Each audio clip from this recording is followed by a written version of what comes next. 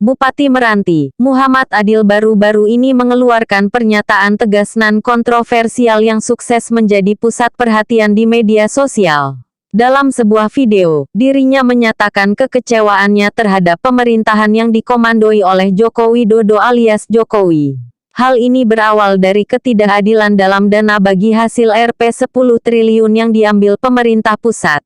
Bupati ini menceritakan bagaimana wilayahnya yang kaya akan migas dan telah berkontribusi kepada negara lewat hal tersebut justru tak merasakan hasilnya.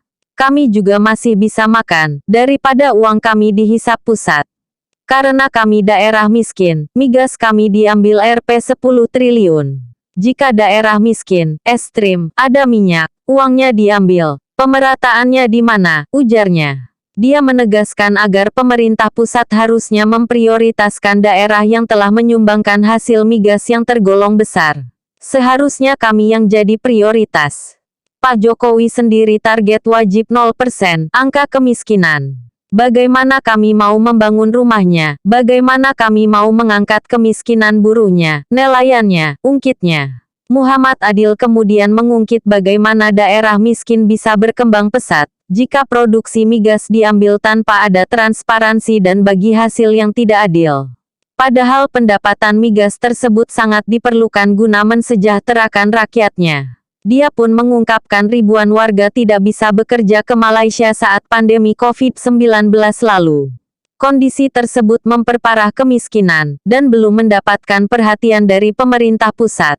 Karena itu, ia mengancam jika pemerintah pusat tidak mau urus daerah, maka lebih baik memberikan Meranti ke negeri sebelah, Malaysia. Jika Bapak, Presiden Jokowi, tidak mau urus, kasihkan kami ke negeri sebelah. Maksud saya, kalau Bapak tak mau ngurus kami nih, pusat tidak mau mengurus Meranti, kasihkan kami ke negeri sebelah.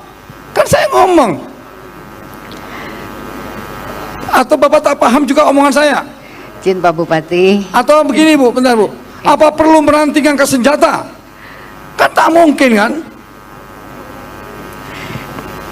Ini menyangkut masyarakat Meranti yang miskin ekstrim Pak. Tadi kalau Bapak ngomong begini bagi rata, itu salah Pak.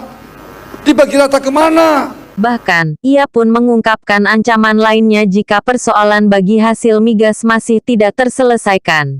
Apa perlu Meranti angkat senjata? Tanyanya kemudian. Saking emosinya, ia sempat memastikan akan melakukan gugatan hukum terhadap pembagian dana bagi hasil migas ini.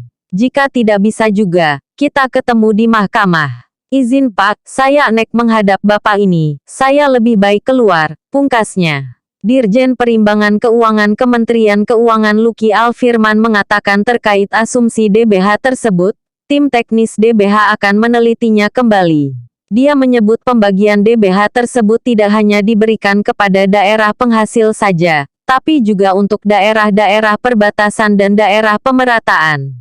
Pada prinsipnya asumsi minyak di Meranti memang $100 as per barel, dengan rincian 85% ke pusat dan 15% kembali ke daerah, ujar Luki.